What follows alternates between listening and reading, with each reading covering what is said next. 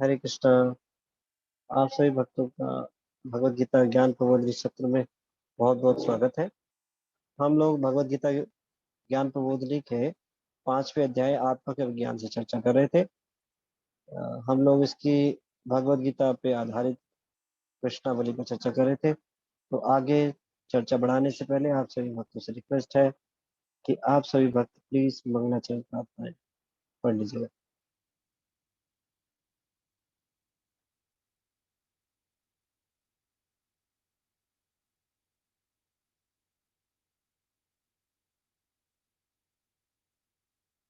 ओम अज्ञानतिमिरान्धस्य ज्ञानाञ्जनशलाकया चक्षुर्मिलितं येन तस्मै श्रीगुरवे नमः। श्रीचैतन्यमनोभीष्टं स्थापितं येन भूतले स्वयं रूपः कदा मह्यं ददाति स्वपदान्तिकं। वन्देऽहं श्रीगुरो श्रीयुतापदकमलं श्रीगुरून् वैष्णवांश च श्रीरूपं साग्रजातं सहगण रघुनाथान्वितं तं सजीवं सावधेतं सावधूतं परिजनसहितं कृष्ण चैतन्य देवं श्रीराधा कृष्ण पादान् सहगण ललिता श्री विशाखान्वितांश्च। हे कृष्ण करुणा सिंधो दीनबंधो जगतपते गोपेश गोपिका कांत राधा कांत नमोस्तुते। तप्त कांचन गौरांगी राधे वृंदावनेश्वरी वृषभानुसुते देवी प्रणमामि हरिप्रिये। वाञ्छाकल्पतरुभयश्च कृपा सिन्धुभ्येव च पतितानां पावनेभ्यो वैष्णवेभ्यो नमो नमः। जय श्री कृष्ण चैतन्य प्रभु नित्यानंद श्री अद्वैत गदाधर शिवासादि गौर भक्तवृंद। हरे कृष्ण कृष्ण कृष्ण हरे हरे, हरे राम राम राम हरे हरे। श्री प्रभुपाद जी की जय। तो भगवत गीता ज्ञान प्रबोधिनी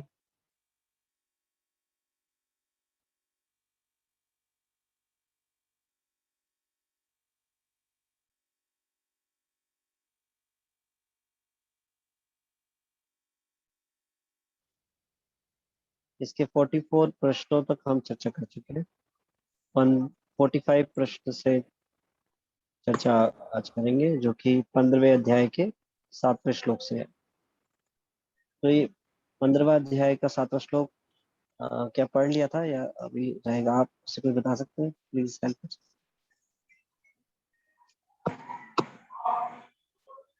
हरे कृष्णा। हरे कृष्ण प्रभु जी, दंडवत प्रणाम। हरे कृष्णा माता जी। यस माता जी। प्रभु जी, हम 7वां श्लोक पढ़ेंगे। हमने पढ़ा नहीं था। Thank you. हरे कृष्ण प्रभु जी, दंडवत। Thank you so much. और मुझे क्षमा कीजिएगा, इसमें शेयरिंग करने पे वीडियो ऑफ हो जाती है, तो मैं ऐसे ही करता हूँ। मैं मोबाइल से इसको शेयर कर रहा हूँ। प्लीज म्यूट कर दीजिएगा ब्रजेश लता माता जी, प्लीज म्यूट कर।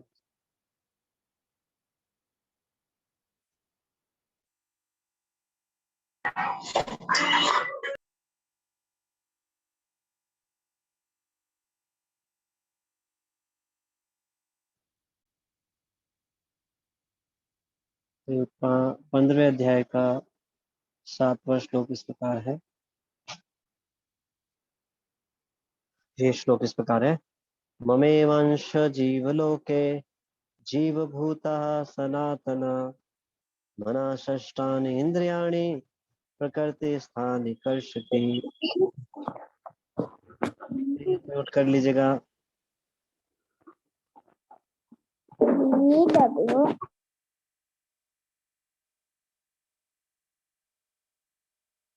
अनुवाद और तात्पर्य श्रील प्रभुपाद जी द्वारा। श्रील प्रभुपाद जी की जय। इस बद्ध जगत में सारे जीव मेरे शाश्वत अंश हैं। बद्ध जीवन के कारण वे छहों इंद्रियों से घोर संघर्ष कर रहे हैं, जिनमें मन भी सम्मिलित है। तो भगवत गीता के 15वें अध्याय के 7वें श्लोक में भगवान बता रहे हैं, भगवान कितना प्रेम करते हैं सभी जीवों से। हाँ, भगवान बोल रहे हैं, जीवा बिलोंग्स टू मी, सभी जीव मेरे हैं। ममे वंश जीव लोके, इस संसार में जितनी भी जीवात्माएं हैं, 84 लाख योनियां हैं, उनमें दो भी देहधारी जीवात्माएं हैं। तो सब अ, भगवान के शाश्वत अंश है। भगवान इस बात को यहाँ बता रहे हैं, तो हम इसको, इस श्लोक को याद करना चाहिए। ये श्लोक बहुत ही महत्वपूर्ण है। तो कोई प्रश्न पूछे कि कहाँ लिखा है भगवान ने कि भगवान ये जो जीव है मेरे अंश है, तो भगवत गीता के 15वें अध्याय के 7वें श्लोक में भगवान बता रहे हैं, ममे वंश जीव लोके, इस बद्ध जगत में सारे जीव मेरे अंश हैं। बद्ध जीवन के कारण वे 6 इंद्रियों से घोर संघर्ष कर रहे हैं, जिनमें मन भी सम्मिलित है। तात्पर्य, इस श्लोक में जीव का स्वरूप स्पष्ट है। जीव परमेश्वर का सनातन रूप से सूक्ष्म अंश है। सूक्ष्म मतलब बहुत ही छोटा अंश। भगवान विभु हैं और जीवात्मा अंश होने के कारण बहुत सूक्ष्म है, लेकिन भगवान का अंश है। और कैसा अंश? सनातन अंश, इटरनल। तो ये रिलेशनशिप जो है, ये इटरनल रिलेशनशिप है भगवान के साथ। जो जीवात्मा है वो भगवान का इटरनल, सनातन अंश है। इस संसार में जितने भी जो संबंध है वो अशाश्वत है, लेकिन भगवान के साथ जो जीवात्मा का संबंध है वो शाश्वत है। और भगवान इस श्लोक में बता रहे हैं, ममे वंश जीव भूते, पहली बात बोल रहे हैं भगवान, जितने भी संसार में जीव है वो कौन है? मेरे अंश है। और कैसे? सनातन अंश। क्योंकि इस संसार में जितने भी रिलेशनशिप हैं वो चेंज हो जाती है। ये शरीर छोड़ने के बाद वो रिलेशनशिप चेंज हो जाती है। अगले जन्म में कोई किसी का पुत्र हो सकता है, पिता भी हो सकता है, और मतलब अलग अलग योनियों में अलग अलग रिलेशनशिप हो सकता है। लेकिन भगवान के साथ जो जीवात्मा का रिलेशनशिप है वो शाश्वत है। ऐसा नहीं है कि बद्ध जीवन में वह एक व्यष्टित्व धारण करता है और मुक्त अवस्था में वह परमेश्वर से एकाकार हो जाता है। तो इस बात को श्रील प्रभुपाद जी यहाँ पे क्लियर कर रहे हैं, जिससे कि किसी को इस बात की कंफ्यूजन ना रहे। भगवान ने क्लियर कर दिया है कि जीव जो है वो सनातन अंश है। तो इसका सवाल ही नहीं होता कि जीव भगवान से मर्ज हो जाएगा, भगवान में एकाकार हो जाएगा। अगर ऐसा है तो ये कथन झूठा हो जाता है। तो भगवत गीता के जो श्लोक्स हैं उसमें डायरेक्ट मीनिंग डायरेक्ट मीनिंग भगवान बता रहे, कोई इंटरप्रिटेशन की आवश्यकता नहीं है। श्रील प्रभुपाद जी इस बात को स्टैब्लिश करते हैं। इस संसार में अलग अलग विचारधारा के लोग भगवत गीता को अपने मनोधर्म और अपनी मन की दशा के अनुसार स्थापित करने का प्रयास करते हैं। तो श्रील प्रभुपाद जी बहुत सावधानी से ऐसे सारे कुतर्क और सारे अपसिद्धांतों को तुरंत काट देते हैं। श्रील प्रभुपाद जी इस बात को क्लियर कर रहे हैं कि जो जीवात्मा है वो भगवान का सनातन अंश है। तो भगवान यहाँ बता रहे हैं भगवान का सनातन अंश है, तो फिर ये धारणा मिथ्या हो जाती है। अगर कोई बोले कि हम जो है हम ही परमेश्वर है, भगवान से एकाकार हो जाएंगे, तो ये धारणा गलत है। क्यों? क्योंकि रिलेशनशिप सनातन है, कभी खत्म नहीं होगी, हमेशा ही बनी रहेगी। जब कोई चीज किसी से मर्ज हो जाएगी तो रिलेशनशिप तो खत्म हो गई। तो ऐसा कभी नहीं होता, कभी जीवात्मा का अस्तित्व खत्म नहीं होता। भगवान ने इस बात की पुष्टि की है भगवत गीता के दूसरे अध्याय के 12वें श्लोक में। तो यहाँ पे श्रील प्रभुपाद जी इस बात का खंडन कर रहे हैं मायावाद फिलोसफी का, कि भगवान स्वयं बोल रहे हैं कि वो सनातन अंश है, तो फिर ऐसे कैसे हो सकता है? तो ये गलत धारणा है। तो वह सनातन का अंश रूप है। यहाँ पर स्पष्टता सनातन कहा गया है। वेद वचन के अनुसार परमेश्वर अपने आप को असंख्य रूपों में प्रकट करके विस्तार करते हैं, जिनमें से व्यक्तिगत विस्तार विष्णु तत्व कहलाते हैं और गौण विस्तार जीव कहलाते हैं। दूसरे शब्दों में विष्णु तत्व निजी विस्तार स्वांश और जीव विभिन्नांश पृथकीकृत अंश है। तो सभी जो आप देखते हैं इस संसार में जो भी कुछ है, चाहे पराशक्ति है चाहे अपराशक्ति है, और भगवान के स्वयं व्यक्तिगत विस्तार, वो सब भगवान से ही विस्तारित हो रहे हैं। लेकिन जो यहाँ पे स्पष्ट इस बात को क्लियर कर रहे हैं कि ऐसे विस्तारों में, असंख्य रूप विस्तारों में भगवान के जितने भी व्यक्तिगत अवतार हैं, जैसे कि वराह, वामन, विष्णु, नरसिंह आदि, ऐसे भगवान के जितने भी, राम, भगवान राम, तो ये सारे जो है विष्णु तत्व अवतार भगवान के पर्सनल एक्सपेंशन है, भगवान के खुद व्यक्तिगत अवतार हैं। और बाकी भगवान विभिन्न अंश के रूप में अवतार करते हैं। अवतार मतलब विस्तार करते हैं, जैसे देवी देवता हैं या जितने भी जीवात्माएं हैं, हम सब, तो हम सब जीव तत्व हैं, और जो भगवान के व्यक्तिगत अवतार हैं वो विष्णु तत्व हैं। तो ऐसे तत्वों के बारे में डिटेल में इसके बारे में प्रभु जी ने चैतन्य चरितमृत के लेक्चर्स में और श्रीमद् भागवतम के जो 30 कैंटों के जब सृष्टि का वर्णन के बारे में आया था, तो वहाँ विस्तार से बताया था। तो और आगे भी फिर इसकी चर्चा आएगी, तो अभी अ, आगे बढ़ते हैं। अपने स्वांश द्वारा वे भगवान राम, नरसिंहदेव, विष्णु मूर्ति तथा वैकुंठ लोक के प्रधान देवों के रूप में प्रकट होते हैं। विभिन्नांश अर्थात जीव सनातन सेवक होते हैं। भगवान के स्वांश सदैव विद्यमान रहते हैं। इसी प्रकार जीवों के विभिन्नांशों के अपने स्वरूप होते हैं। परमेश्वर के विभिन्नांश होने के कारण जीवों में भी उनके आंशिक गुण पाए जाते हैं, जिनमें से स्वतंत्रता एक है। प्रत्येक जीवात्मा का आत्मा रूप में अपना व्यष्टित्व और सूक्ष्म स्वतंत्रता होता है। तो भगवान जितने भी अपने अवतार विस्तार करते हैं, उनमें गुण होते हैं भगवान के ही समान।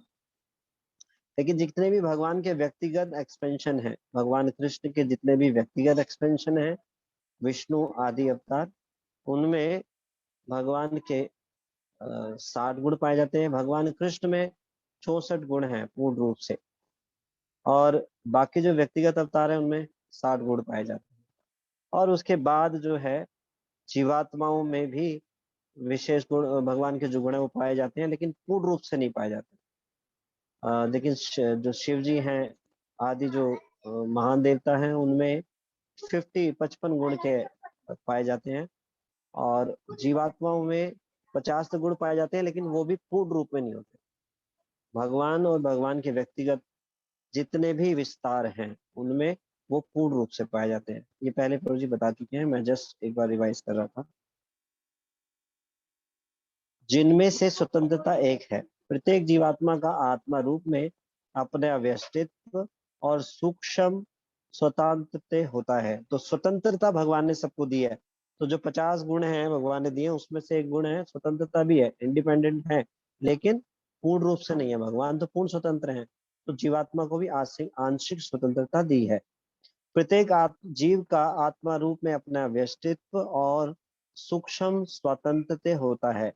इसी स्वातंत्र्य के दुरुपयोग से जीव बद्ध बनता है और उसके सही उपयोग से वह मुक्त बनता है। दोनों ही अवस्थाओं में वह भगवान के समान ही सनातन होता है।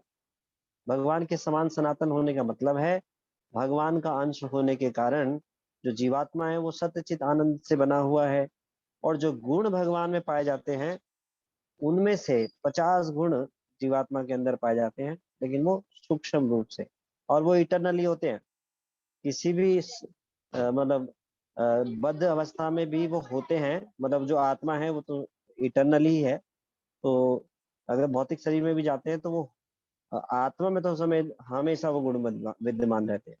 लेकिन वो अप्रकट अवस्था में या बद्ध अवस्था में नहीं होते प्रकट। मुक्त अवस्था में वह इस भौतिक अवस्था से मुक्त रहता है और भगवान की दिव्य सेवा में निरत रहता है। बद्ध जीवन में प्रकृति के गुणों द्वारा अभिभूत होकर वह भगवान की दिव्य प्रेम भक्ति को भूल जाता है और फल स्वरूप उसे अपनी स्थिति बनाए रखने के लिए इस संसार में अत्यधिक संघर्ष करना पड़ता है। न केवल मनुष्य तथा कुत्ते बिल्ली जैसे जीव अपितु उस भौतिक जगत के बड़े बड़े नियंता यथा ब्रह्मा शिव तथा विष्णु तक परमेश्वर के अंश हैं। तो भगवान विष्णु के बारे में बता रहे हैं। तो यहाँ पे पहले ही इसको श्रील प्रभुपाद जी क्लियर कर चुके हैं। विष्णु को, भगवान विष्णु को देवताओं की कैटेगरी में ना समझे। भगवान विष्णु भगवान के व्यक्तिगत अवतार है, व्यक्तिगत विस्तार है। तो इस चीज को यहाँ इसको हमें स्मरण रखना पड़ेगा। प्रभुपाद जी इस बात को पहले क्लियर कर चुके हैं। परमेश्वर के अंश हैं, वे सभी सनातन अभिव्यक्तियां हैं, क्षणिक नहीं। कर्षति संघर्ष करना शब्द अत्यंत सार्थक है। बद्धजीव मानो लोह श्रृंखलाओं से बंधा हो, वह मिथ्या अहंकार से बंधा रहता है और मन मुख्य कारण है जो उसे इस भाव सागर की ओर धकेलता है। जब मन सतोगुण में रहता है तो उसके कार्यकलाप अच्छे होते हैं, जब रजोगुण में रहता है तो उसके कार्यकलाप कष्टकारक होते हैं, और जब वह तमोगुण में होता है तो वह जीवन की निम्न योनियों में चला जाता है। लेकिन इस श्लोक से यह स्पष्ट है कि बद्ध जीव मन तथा इंद्रियों समेत भौतिक जगत से अवतरित है और आवृत है, और जब वह मुक्त हो जाता है तो वह भौतिक आवरण नष्ट हो जाता है, लेकिन उसका आध्यात्मिक शरीर अपने व्यष्टि रूप में प्रकट होता है। माध्या माध्यान्दी नायन श्रुति में यह सूचना प्राप्त है, सावैष ब्रह्मनिष्ठ इदं शरीरम मृत्युमति सृज्य ब्रह्माभिसंपद्य ब्राह्मणा पश्यति ब्राह्मणा शृणोति ब्राह्मणे वेदम सर्वनुभवति। यहाँ पर यह बताया गया है कि जब जीव अपने इस भौतिक शरीर को त्यागता है और आध्यात्मिक जगत में प्रवेश करता है तो उसे पुनः आध्यात्मिक शरीर प्राप्त होता है, जिससे वह भगवान का साक्षात्कार कर सकता है। वह उनके सामने आमने सामने बोल सकता है और सुन सकता है, और तथा जिस रूप में भगवान है उन्हें समझ सकता है। तो शरीर छोड़ने के बाद ये शरीर को छोड़ने के बाद शरीर मिलना निश्चित है। अभी हमारे हाथ में है कि हम भौतिक शरीर धारण करना चाहते हैं या आध्यात्मिक शरीर। भौतिक शरीर में ये हमेशा दोष लगे रहते हैं। पुनरपि जन्म पुनरपि मरणम। आध्यात्मिक शरीर कैसे बना हुआ है? सत्य चितानंद का। तो शरीर आत्मा में कोई भेद नहीं होता। तो जब हम जो है संसार से मुक्त हो जाते हैं, जब भगवत धाम में जाते हैं तो क्या मिलता है? ये आध्यात्मिक शरीर मिलता है। तो ये जो मन बुद्धि अहंकार है, ये हमारे इस भौतिक संसार में बद्ध अवस्था के कारण है। जब ये भौतिक होते हैं तो हमें भौतिक शरीर मिलता है, जब ये आध्यात्मिक हो जाते हैं, शुद्ध हो जाते हैं, तो हमें आध्यात्मिक शरीर मिलता है, प्राप्त होता है, जिससे वह भगवान का साक्षात्कार कर सकता है। वह उनसे आमने सामने बोल सकता है और सुन सकता है, तथा जिस रूप में भगवान है उन्हें समझ सकता है। स्मृति से भी यह ज्ञात होता है, वसंती यत् पुरुषा सर्वैकुंठ मूर्तया। वैकुंठ में सारे जीव भगवान जैसे शरीरों में रहते हैं। जहां तक शारीरिक बनावट का प्रश्न है, अंश रूप जीवों तथा विष्णु मूर्ति के विस्तारों अंशों में कोई अंतर नहीं होता। दूसरे शब्दों में, भगवान की कृपा से मुक्त होने पर जीव को आध्यात्मिक शरीर प्राप्त होता है। ममे अंश शब्द भी अत्यंत सार्थक है, जिसका अर्थ है भगवान के अंश। भगवान का अंश ऐसा नहीं होता जैसे कि पदार्थ का टूटा खंड। हम द्वितीय अध्याय में देख चुके हैं कि आत्मा के खंड नहीं किए जा सकते। इस खंड की भौतिक दृष्टि से अनुभूति नहीं हो पाती। यह पदार्थ की भांति नहीं है, जिसे चाहो तो कितने ही खंड कर दो और पुनः जोड़ दो। ऐसी विचारधारा यहाँ पर लागू नहीं होती, क्योंकि संस्कृत के सनातन शब्द का प्रयोग हुआ है। विवरांश सनातन है। द्वितीय अध्याय के प्रारंभ में भी यह कहा गया है कि प्रत्येक व्यक्ति के शरीर में भगवान का अंश विद्यमान है। नेहिनो अस्मिन् यथा देहे, वह अंश तथा शारीरिक बंधन से मुक्त हो जाता है तो आध्यात्मिक आकाश में वैकुंठ लोक में अपना आदि आध्यात्मिक शरीर प्राप्त कर लेता है, जिससे वह भगवान की संगति का लाभ उठाता है। किंतु ऐसा समझा जाता है कि जीव भगवान का अंश होने के कारण गुणात्मक दृष्टि से भगवान के ही समान है, जिस प्रकार स्वर्ण के अंश भी स्वर्ण होते हैं।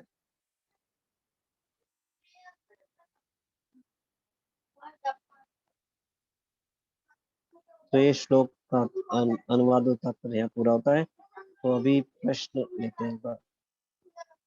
तो इस अध्याय से जो प्रश्न है, क्षमा कीजिएगा मैंने पहले प्रश्न नहीं पढ़े तो याद नहीं रहा, तो एक बार इसको मैं पढ़ रहा हूँ। सनातन, तो पहला प्रश्न है इस श्लोक से, सनातन रूप से अंश शब्दों के अभिप्राय को समझाइए। तो क्या समझाना है? भगवान ने बोला है ममे अंश जीवलोके जीव भूता सनातन। तो सनातन से आप क्या समझे? Please raise your hand.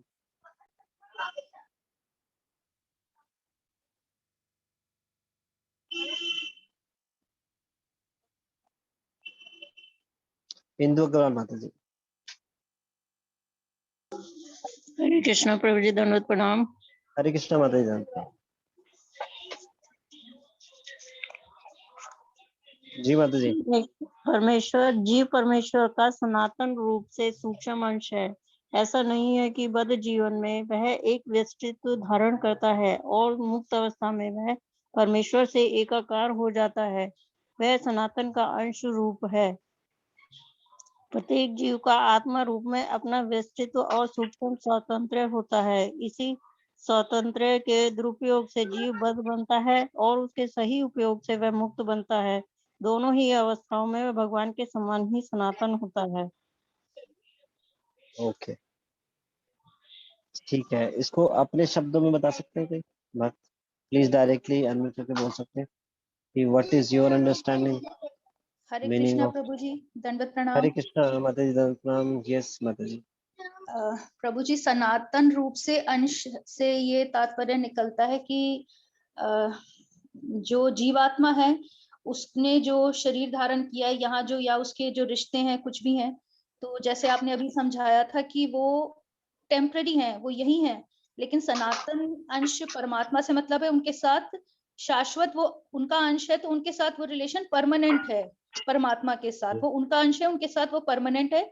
और यहाँ जब वो भौतिक जगत में जो रिश्ता है वो आज है, जो शरीर त्यागने के बाद कल वो रिश्ता नया बन जाएगा।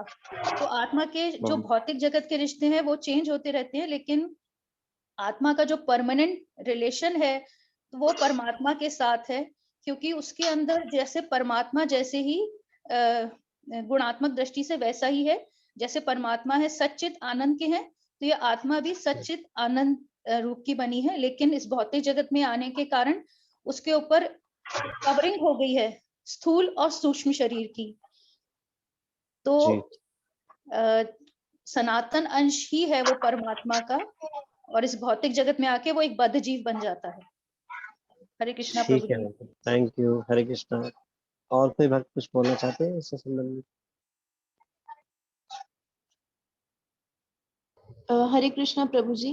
प्रभु जी, यस माता जी। प्रभु जी, माता जी। यस माता जी। एकता सिंगल माता के जो माता जी ने बोला उसमें बस एक पॉइंट और मैं ऐड करना चाहूंगी, जो यहाँ पे लिखा गया है कि हम भगवान सनातन अंश हैं, तो हम कभी भगवान के साथ मर्ज नहीं हो सकते। हम हमेशा उनका पार्ट्स एंड पार्सल ही रहेंगे, चाहे हम इस भौतिक जगत में रहें या हम अपनी स्पिरिचुअल बॉडी धारणा करके वैकुंठ लोग जाएं, बट हम हमेशा भगवान के पार्ट्स एंड पार्सल्स होंगे। We can never merge with Krishna. Thank you माता जी। Thank you so much for adding this point. ये वेरी इंपॉर्टेंट है। श्रील प्रभुपाद जी यहाँ पे थैंक यू। मायावाद फिलॉसफी का खंडन करते हैं। मायावादी बोलते हैं कि भगवान में एकाकार हो जाएंगे। एकाकार हो ही नहीं सकते, इटर्नल रिलेशनशिप है।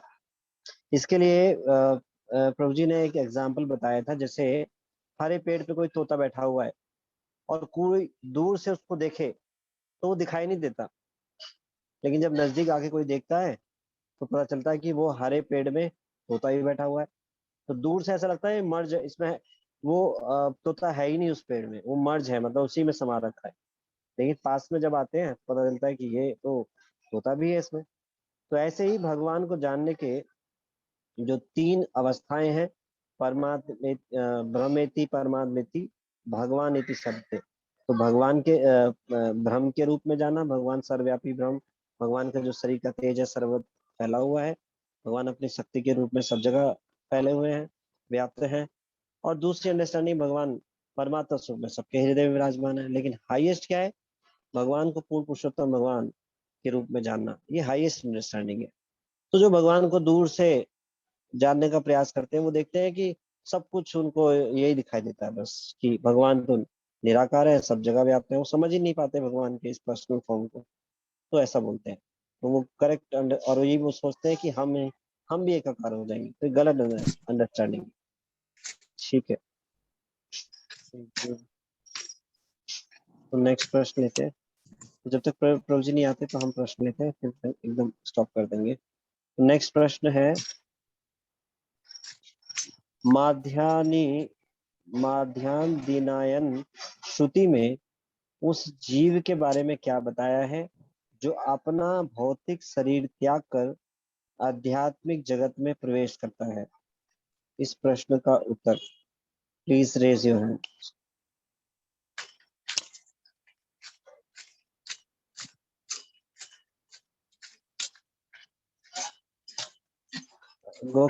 गोकुल की तरफ।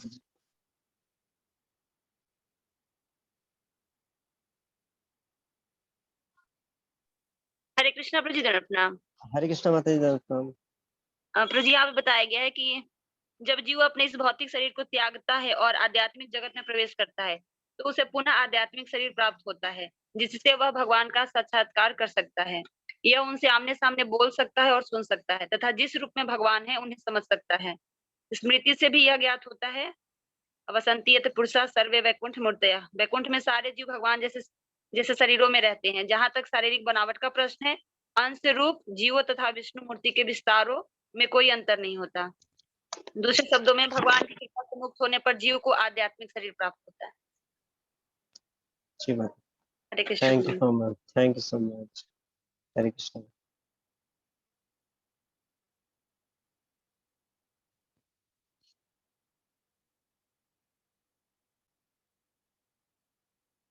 हरे कृष्ण। तो इस श्लोक में बता रहा है जो हमारे इस भौतिक शरीर का कारण है, ये हमारे मन बुद्धि अहंकार। तो जब ये मन बुद्धि अहंकार दूषित अवस्था में होते हैं तो ये हमें भौतिक शरीर मिलता है।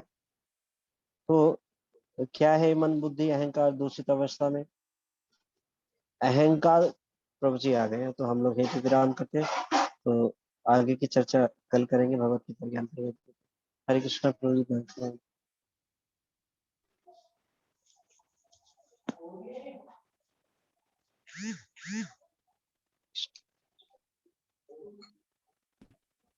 हरे कृष्ण प्रभु जी, प्रणाम। हरे कृष्णा प्रभु जी, दंडवत प्रणाम। हरे कृष्णा प्रभु जी, दंडवत प्रणाम।